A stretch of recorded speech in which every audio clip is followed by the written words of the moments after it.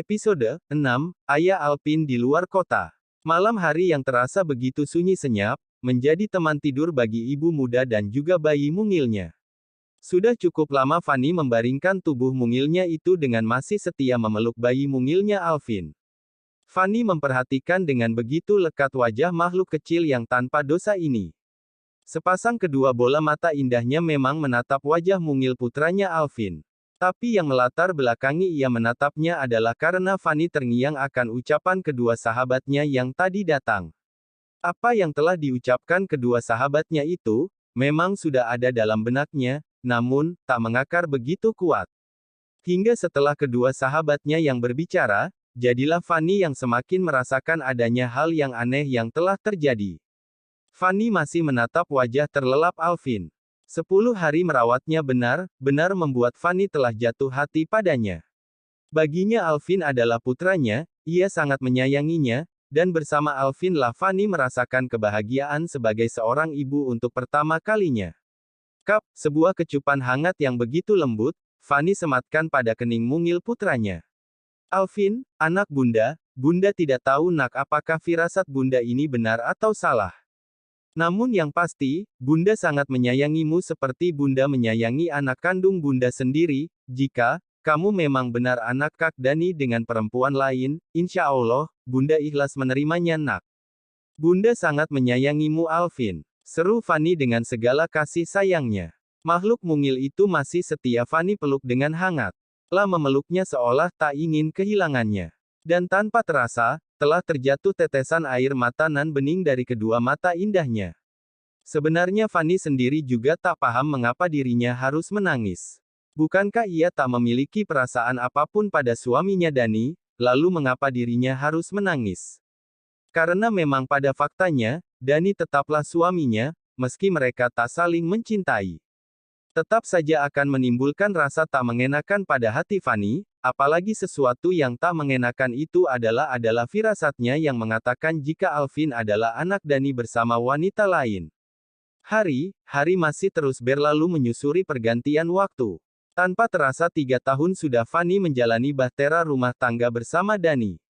Namun, selama 3 tahun pula, sikap suaminya Dani masih sama seperti yang dulu, masih sama seperti pada saat hari pertama Fanny menjadi istrinya, lebih tepatnya menjadi istri yang tak dianggap. Berjalannya waktu hingga 3 tahun lamanya, menandakan jika si kecil Alvin telah tumbuh menjadi anak balita yang sehat dan begitu menggemaskan. Alvin tumbuh menjadi anak yang begitu menyayangi ibunya. Bahkan kemanapun ibunya pergi anak balita laki itu selalu saja ingin ikut.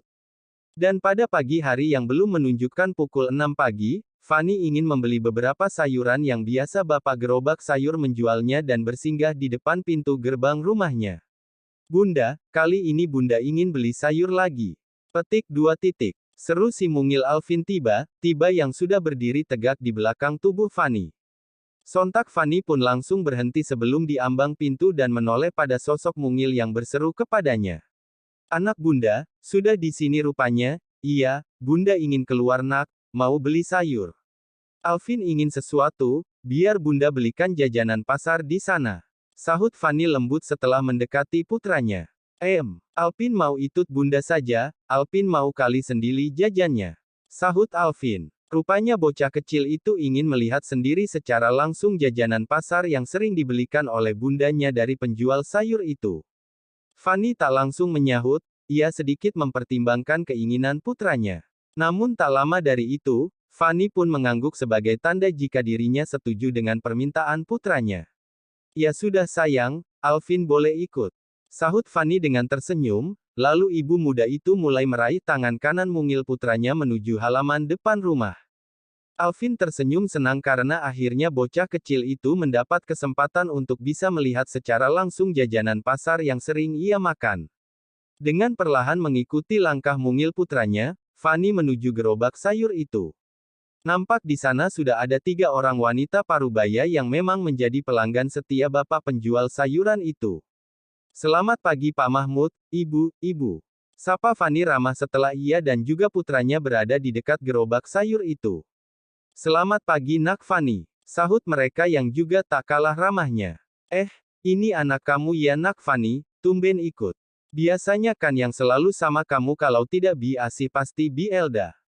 Seru salah satu dari ketiga wanita parubaya itu yaitu Bu Suri. Lia Bu, saya memang sengaja bawa anak, Bi Asih sama Bi Elda memang sengaja tidak saya ajak.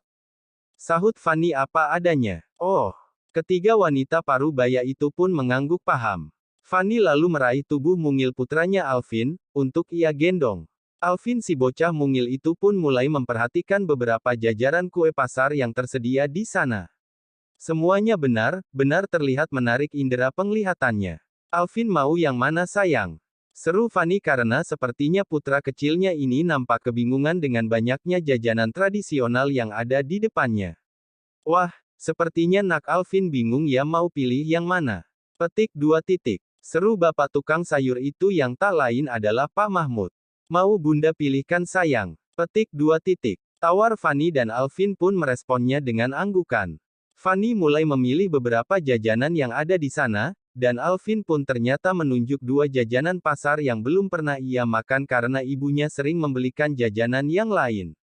Ada lagi yang Alvin mau. Tawar Fanny lagi. Tidak ada bunda, ini saja. Sahutnya. Seusai membeli jajanan untuk putranya, Fanny pun kembali melanjutkan untuk membeli beberapa sayuran untuk persediaan selama 2 atau 3 hari ke depan. Sebenarnya di saat Fanny dengan sang putra datang untuk pertama kalinya, ketiga wanita parubaya itu seolah tak berhenti menatap, apalagi menatap Alvin. Sepertinya ketiga wanita parubaya itu begitu penasaran dengan sosok Alvin. Anak dari Fanny yang sangat jarang bahkan hampir tak pernah orang lihat selain hanya terkadang Alvin muncul dan berada di teras rumahnya. Nak Fanny. Seru Bu Suri tiba-tiba, Lia Bu ada apa? Sahut Fanny. Ibu boleh tanya sesuatu? Tanya Bu Suri. Boleh, memangnya ibu mau bertanya apa? Petik 2 titik. Sahut Fanny. Maaf ya, bukannya ibu mau tahu urusan kehidupan orang lain, Alvin ini kan anak kamu, tapi kapan ya kamu hamil, kok Bu tidak pernah melihatnya? Petik 2 titik. Seru Bu Suri pada akhirnya karena itulah yang selalu membuatnya penasaran akan sosok Alvin. Fanny langsung terdiam. Tangan mungilnya yang awalnya nampak lihai memilah dan memilih sayuran, kini seketika langsung terhenti karena pertanyaan dari tetangganya. Lia nak Fanny, kapan ya kamu hamil, dan kemana juga suami kamu, kok ibu belum pernah melihatnya? Timpal ibu yang satunya yang tak lain adalah Bu Tuti. Fanny semakin tak mampu menggerakkan kedua belah bibirnya. Lidahnya benar-benar terasa keluh. Fanny tak tahu harus menjawab apa. Pertanyaan mereka benar-benar memojokkannya. Itulah mengapa sebabnya Fanny sangat jarang bahkan hampir tak pernah membawa putranya keluar lebih dari gerbang halaman rumahnya, karena hal semacam inilah yang dirinya takutkan. Ibu, ayah Alpin lagi telja di luar kota, jadi ayah Alpin tidak ada di rumah. Sentak Alvin yang tiba-tiba menyahuti pertanyaan ibu itu. Entah keberanian dari mana, namun, sepertinya Alvin tak suka dengan pertanyaan ibu ini. Hehe, iya nak Alvin, ayah kamu sedang bekerja di luar kota ya? Sahut Bu Suri dengan tawa sumbangnya. Bu Suri sudah menyadarinya sekarang jika baik Fanny dan juga anaknya, tak menyukai pertanyaannya ini. Ayah Alpin itu di luar kota, ayah Alpin juga sering video call sama Alpin. Tambah Alvin lagi. Sepertinya bocah kecil itu ingin memperjelas jika suami dari ibunya yang tak lain adalah ayah Alvin sendiri benar-benar ada. Oh, iya nak Alvin. Sahut Bu Suri dan Bu Tuti. Mereka merasa tak enak hati karena sepertinya Fanny dan juga putranya merasa sangat tersinggung. Sementara Pak Mahmud dan juga pembelinya yang satunya hanya bisa diam. Sebenarnya mereka merasa sedikit heran dengan Bu Suri dan Bu Tuti. Bisanya mereka berdua begitu ingin tahu kehidupan orang lain, apalagi yang ditanyakan adalah kehidupan rumah tangga Fanny, ada saja. Jika sudah tersinggung seperti ini, kan jadi repot. Ya sudah Pak Mahmud, Fanny beli 4 ikat sayur ini saja.